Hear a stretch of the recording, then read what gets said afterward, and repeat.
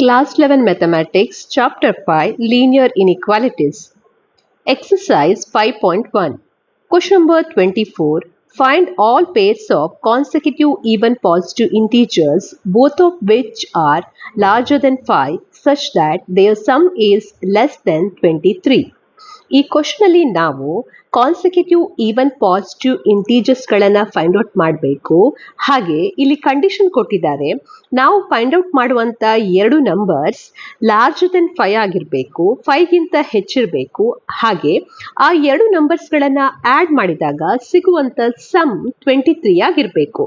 So ಈ condition follow ಆಗುವಂತಹ consecutive even positive integers ನ ಪೇರ್ಸ್ ಗಳನ್ನ ನಾವಿಲ್ಲಿ ಕಂಡುಹಿಡಿಬೇಕು.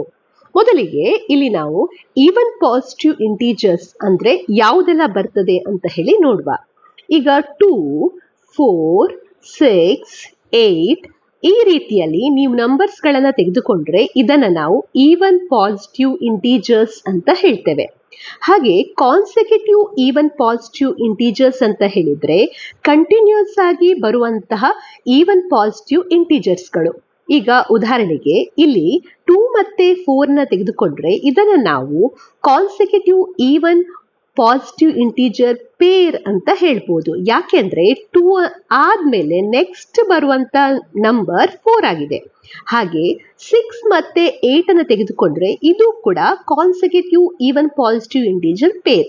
ಯಾಕೆಂದ್ರೆ 6 ಆದ್ಮೇಲೆ ಇಮಿಡಿಯೇಟ್ ಆಗಿ ನೆಕ್ಸ್ಟ್ ಬರುವಂತಹ ಈವನ್ ನಂಬರ್ 8 ಆಗಿದೆ. ಅದೇ ರೀತಿ 2 ಮತ್ತೆ 6 ಅನ್ನು ತೆಗೆದುಕೊಳ್ಳಿಕ್ಕೆ ಆಗುದಿಲ್ಲ. ಯಾಕೆಂದ್ರೆ 2 ಆದ್ಮೇಲೆ ಇಮಿಡಿಯೇಟ್ ಆಗಿ ಬರುವಂತ ನೆಕ್ಸ್ಟ್ ಈವನ್ ಪಾಸಿಟಿವ್ ನಂಬರ್ ಯಾವ್ದಾಗಿದೆ? 4 ಆಗಿದೆ, 6 ಅಲ್ಲ. ಹಾಗಾಗಿ ಇದು ಕಾನ್ಸಿಕ್ಯೂಟಿವ್ ಈವನ್ ಪಾಸಿಟಿವ್ ಇಂಟೀಜರ್ ನ ಪೇರ್ ಆಗುದಿಲ್ಲ.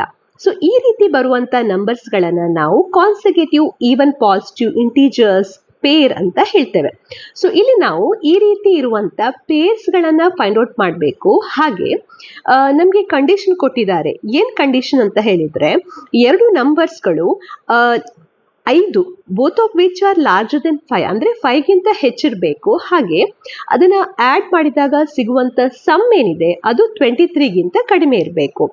ಸೊ ಇದನ್ನ ಫೈಂಡ್ ಔಟ್ ಮಾಡ್ಲಿಕ್ಕೆ ನಾವು ಮೊದಲಿಗೆ ಏನ್ ಮಾಡುವ ಅಂತ ಹೇಳಿದ್ರೆ, ಈವನ್ ಪಾಸಿಟಿವ್ ಇಂಟೀಜರ್ ಎಕ್ಸ್ ಅಂತ ತೆಗೆದುಕೊಳ್ಳುವ. ಈಗ ಮೊದಲ ನಂಬರ್ ಎಕ್ಸ್ ಆದ್ರೆ ನೆಕ್ಸ್ಟ್ ನಂಬರ್ ಏನಿದೆ ಇಲ್ಲಿ, ಈಗ ಮೊದಲ ನಂಬರ್ 2 ಇದೆ, ಇಲ್ಲಿ ನೆಕ್ಸ್ಟ್ ನಂಬರ್ 4 ಇದೆ ಅಂದ್ರೆ +2 ಇದೆ. ಹಾಗೆ ಇದರ ನಂತರ ನೆಕ್ಸ್ಟ್ ನಂಬರ್ 6 ಇದೆ ಅಂದ್ರೆ 4ಗೆ +2 ಮಾಡಿದ್ದಾರೆ.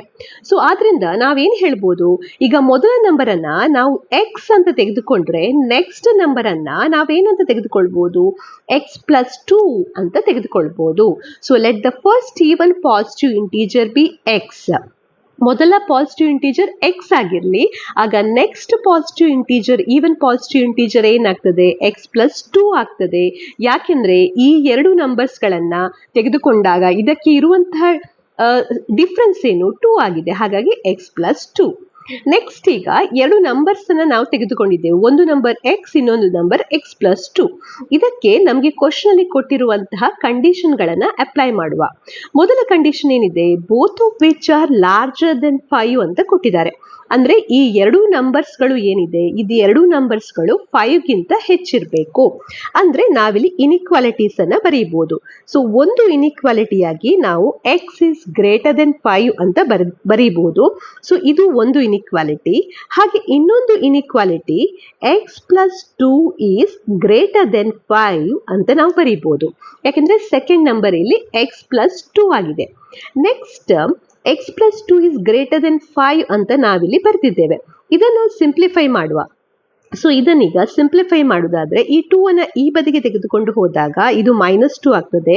ಸೊ 5 - 2 ಅಂತ ಹೇಳಿದ್ರೆ x is greater than 3. So ಈಗ ನಮಗೆ ಇನ್ನೊಂದು ಇನಿಕ್ವಾಲಿಟಿ ಸಿಕ್ಕಿದೆ, x is greater than 3. Next ಕೊಟ್ಟಿರುವಂತ ಕಂಡೀಷನ್ ಅನ್ನ ನೋಡುವ. ನೆಕ್ಸ್ಟ್ ಕಂಡೀಷನ್ ಏನು ಕೊಟ್ಟಿದ್ದಾರೆ? Their sum is less than 23 ಅಂತ ಕೊಟ್ಟಿದ್ದಾರೆ. ಅಂದ್ರೆ ಈ ಎರಡು ನಂಬರ್ಸ್ಗಳು ಏನಿದೆ ನಾವು ತೆಗೆದುಕೊಂಡಿದ್ದೇವೆ, ಈ ಎರಡು ನಂಬರ್ಸ್ಗಳ ಸಮ್ ಅನ್ನ ನೀವು ಫೈಂಡ್ ಔಟ್ ಮಾಡಿದಾಗ ಅದು ಏನಾಗಿರ್ಬೇಕು? ಆ ನಂಬರ್ಸ್ ನ ಸಮ್ಗಳು ಏನಿದೆ ಇದು ಲೆಸ್ ದೆನ್ 23 ಆಗಿರ್ಬೇಕು. ಎಕ್ಸ್ ಮತ್ತೆ x+2 ನ ಸಮ್ಗಳು. ಸೊ ಎಕ್ಸ್ ಅಂದ್ರೆ ಮೊದಲ ನಂಬರ್, ಹಾಗೆ x+2 ಅಂತ ಹೇಳಿದ್ರೆ ಎರಡನೇ ನಂಬರ್. ಸೊ ಇದರ ಸಮ್ 23ಗಿಂತ ಲೆಸ್ ಆಗಿರಬೇಕು. ಸೊ ಈಗ ನೀವು ಕಾಣ್ಬೋದು ನಮ್ಗೀಗ ಇಲ್ಲಿ ಇನ್ನೊಂದು ಇನಿಕ್ವಾಲಿಟಿ ಸಿಕ್ಕಿದೆ. ನೆಕ್ಸ್ಟ್ ಈಗ ನಾವಿದನ್ನು ಎಕ್ಸ್ ಪ್ಲಸ್ ಎಕ್ಸ್ ಅಂತ ಹೇಳಿದ್ರೆ 2x plus 2 less than 23. Next ಈ 2 ಅನ್ನ ಇಲ್ಲಿ ರೈಟ್ ಹ್ಯಾಂಡ್ ಸೈಡ್ಗೆ ತಂದಾಗ 2x less than 23 minus 2. So 23 minus 2 ಅಂತ ಹೇಳಿದ್ರೆ 2x ಲೆಸ್ ದೆನ್ 21. ನೆಕ್ಸ್ಟ್ ನಾವಿಲ್ಲಿ 2 ಇರೋದ್ರಿಂದ 2 ಇಂದ ಭಾಗಿಸುವ. ಸೊ 2x ಡಿವೈಡೆಡ್ ಬೈ 2, ಅಥವಾ ಈ 2 ಅನ್ನ ಈ ಬದಿಗೆ ತೆಗೆದುಕೊಂಡು ಕೂಡ ಹೋಗ್ಬೋದು, ಹೇಗೆ ಕೂಡ ನೀವು ಮಾಡ್ಬೋದು. ಸೊ ಇಲ್ಲಿರುವಂತ 2 ಏನಿದೆ, ಈ 2 ಅನ್ನ ಈ ಬದಿಗೆ ತೆಗೆದುಕೊಂಡು ಹೋದಾಗ ಅದು ಛೇದ ಅಥವಾ ಡಿನಾಮಿನೇಟರ್ಗೆ ಬರ್ತದೆ. So X is less than 21 divided by 2. So ಇಲ್ಲಿ ಭಾಗಿಸಿದಾಗ ನಮ್ಗೆ ಏನ್ ಸಿಗ್ತಾ ಇದೆ, 2 10s are 20, ಸೊ 10. ನೆಕ್ಸ್ಟ್ ಪುನಃ 1 ಉಳಿತಾ ಇದೆ, ಪಾಯಿಂಟ್ ಹಾಕಬೇಕು. ಸೊ 10 ನಲ್ಲಿ 2 5s are 10. So X is less than 10.5 ಅಂತ ನಮ್ಗಿಲ್ಲಿ ಸಿಕ್ಕಿದೆ. ಸೊ ಇದು ಈಗ ಮೂರನೇ ಇನಿಕ್ವಾಲಿಟಿ ಅಂತ ನಾವಿಲ್ಲಿ ತೆಗೆದುಕೊಳ್ಳುವ. ಸೊ ನೀವಿಲ್ಲಿ ನೋಡ್ಬೋದು ನಮ್ಗೀಗ ಇಲ್ಲಿ 3 ಇನಿಕ್ವಾಲಿಟೀಸ್ಗಳು ಸಿಕ್ಕಿದೆ. ಒಂದು ಯಾವುದು, ಎಕ್ಸ್ ಇಸ್ ಗ್ರೇಟರ್ ದೆನ್ 5, ಇನ್ನೊಂದು ಎಕ್ಸ್ ಇಸ್ ಗ್ರೇಟರ್ ದೆನ್ 3, ಇನ್ನೊಂದು ಎಕ್ಸ್ ಇಸ್ ಲೆಸ್ ದೆನ್ 10.5. ನಾವೀಗ ಈ ಇನಿಕ್ವಾಲಿಟೀಸ್ ಅನ್ನ ಏನ್ ಮಾಡ್ಬೇಕಂದ್ರೆ ಸಂಖ್ಯಾ ರೇಖೆ ಅಥವಾ ನಂಬರ್ ಲೈನ್ ನ ಮೇಲೆ ರೆಪ್ರೆಸೆಂಟ್ ಮಾಡಿ ಅದರ ನಂತರ ನಾವು ಸೊಲ್ಯೂಷನ್ ಸೆಟ್ ಅನ್ನ ಫೈಂಡ್ ಔಟ್ ಮಾಡಬೇಕು. ಸೊ ಮೊದಲಿಗೆ ನಮಗೆ ನಮಗೆ ಸಿಕ್ಕಂತ ಇನಿಕ್ವಾಲಿಟೀಸ್ಗಳು ಏನಿದೆ ಇದನ್ನ ನಂಬರ್ ಲೈನ್ ಮೇಲೆ ರೆಪ್ರೆಸೆಂಟ್ ಮಾಡುವ. ಸೊ ನಂಬರ್ ಲೈನ್ ಮೇಲೆ ರೆಪ್ರೆಸೆಂಟ್ ಮಾಡ್ತಾ ಇದ್ದೇನೆ. ಸೊ ಮೊದಲಿಗೆ ನಂಬರ್ ಲೈನ್ ಅನ್ನ ಬರೀತಾ ಇದ್ದೇನೆ. 4 5 6 7 8 9 10, ಹಾಗೆ ಇಲ್ಲಿ ಇನ್ನೊಂದು 11. ಸೊ ಮೊದಲ ಕಂಡೀಷನ್, ಮೊದಲಿಗೆ ಇಲ್ಲಿ ಏನ್ ಕಂಡೀಷನ್ ಕೊಟ್ಟಿದ್ದಾರೆ ನೀವಿಲ್ಲಿ ನೋಡ್ಬೋದು. ಮೊದಲ condition X is greater than 5. X is greater than 5 ಅಂತ ಹೇಳಿದ್ರೆ 5 ಇನ್ಕ್ಲೂಡ್ ಆಗುದಿಲ್ಲ. ಸೊ 5 ಅನ್ನ ಬಿಟ್ಟು ಉಳಿದ ಎಲ್ಲಾ ನಂಬರ್ಸ್ಗಳು 5 ನಂತರ ಬರುವಂತ numbers. So X is greater than 5 ಅಂತ ಹೇಳಿದ್ರೆ ನಾವೇನ್ ಹೇಳ್ಬೋದು, ಇದೆಲ್ಲವನ್ನ ನಾವು ತೆಗೆದುಕೊಳ್ಬಹುದು. ಇದು X is greater than 5.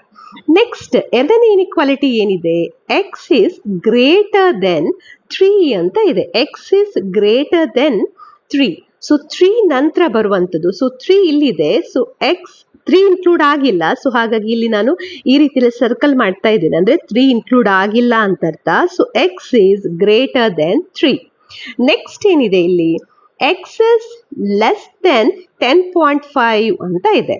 So X is less than 10.5. So X is less than 10.5 ಅಂತ ಹೇಳಿದ್ರೆ 10.5 ಅಂತ ಹೇಳಿದ್ರೆ ಇಲ್ಲಿ ಬರ್ತದೆ. ಸೊ 10.5 ಇದು. ಸೊ ಅದಕ್ಕಿಂತ ಕಡಿಮೆ ಇರಬೇಕು ಅಂತ ಹೇಳಿದ್ರೆ ನೀವೇನ್ ಮಾಡಬೇಕು, left side. So X is less than 10.5. So ಈಗ ನೀವು ಇಲ್ಲಿ 3 ಲೈನ್ಸ್ಗಳನ್ನ ಕಾಣಬಹುದು. 3 ಲೈನ್ ಸಿಕ್ಕಿದೆ. ಈ 3 ಲೈನ್ ಅನ್ನ ತೆಗೆದುಕೊಂಡು ನಮ್ಗೆ ಏನು ಕಂಡೀಷನ್ ಕೊಟ್ಟಿದ್ದಾರೆ ಆ ಕಂಡೀಷನ್ ನ ಒಳಗಡೆ ಬರುವಂತ ನಂಬರ್ಸ್ಗಳು ಯಾವುದೆಲ್ಲ ಅಂತ ಹೇಳಿ ನಾವೀಗ ಫೈಂಡ್ ಔಟ್ ಮಾಡಬೇಕು.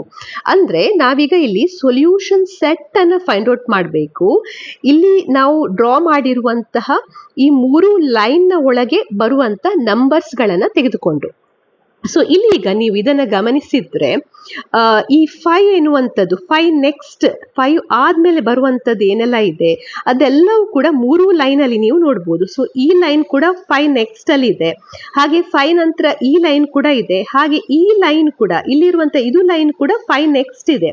ಸೊ ನಾವು 5 ನೆಕ್ಸ್ಟ್ ಇನ್ಕ್ಲೂಡ್ ಮಾಡಬಹುದು ಸೊಲ್ಯೂಷನ್ ಸೆಟ್ ಆಗಿ. ಸೊ ಹಾಗಾಗಿ 5 ಅಂತ ಬರೀತಾ ಇದ್ದೇನೆ.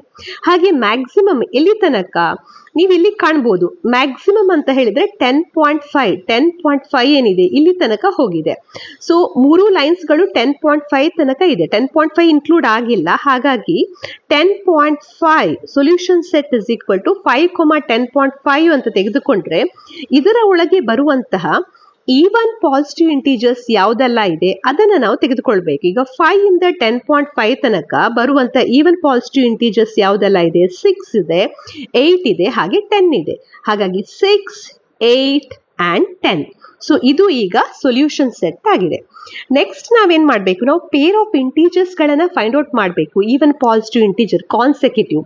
ಸೊ ಅದಕ್ಕೋಸ್ಕರ ನೀವೇನ್ ಮಾಡ್ಬೇಕು, ಈಗ ಮೊದಲ ನಂಬರ್ ಎಕ್ಸ್ ಅಂತ ಹೇಳಿದರೆ 6 ಅಂತ ತೆಗೆದುಕೊಳ್ಳಿ. ಸೊ ಮೊದಲ ನಂಬರ್ 6 ಆದರೆ ಸೆಕೆಂಡ್ ನಂಬರ್ ನಾವು x+2 ಅಂತ ತೆಗೆದುಕೊಂಡಿದ್ದೇವೆ. ಸೊ 6+2 ಅಂತ ಹೇಳಿದರೆ 8. ಸೊ ಒಂದು ಪೇರ್ ಯಾವುದಾಗುತ್ತೆ? 6 ಮತ್ತು 8 ಎನ್ನುವಂಥದ್ದು ಒಂದು ಪೇರ್. ನೆಕ್ಸ್ಟ್ ಎರಡನೇ ನಂಬರ್ x=8 ಅಂತ ತೆಗೆದುಕೊಂಡ್ರೆ x+2 ಏನಾಗ್ತದೆ? 8+2 ಅಂತ ಹೇಳಿದ್ರೆ 10. ಸೊ ಎರಡನೇ ಪೇರ್ ಏನಂತ ತೆಗೆದುಕೊಳ್ಬೋದು? 8 ಮತ್ತೆ 10 ಅಂತ ನಾವಿಲ್ಲಿ ತೆಗೆದುಕೊಳ್ಬೋದು. ನೆಕ್ಸ್ಟ್ x=10 ಅಂತ ತೆಗೆದುಕೊಂಡಾಗ x+2 ಏನಾಗ್ತದೆ? 10+2 ಅಂತ ಹೇಳಿದ್ರೆ 12 ಆಗ್ತದೆ. ಸೊ ಮೂರನೇ ಪೇರ್ 10,12 ಅಂತ ತೆಗೆದುಕೊಳ್ಬೋದು. ಸೊ ಈ ರೀತಿಯಲ್ಲಿ ನೀವಿಲ್ಲಿ 3 ಪೇರ್ಸ್ಗಳನ್ನು ಕಾಣ್ಬೋದು. ಸೊ ಕೊನೆಗೆ ನೀವು ಆನ್ಸರ್ ಅಲ್ಲಿ ಬರೀಬಹುದು, pairs of consecutive even positive integers are 6,8, 8,10, 10,12.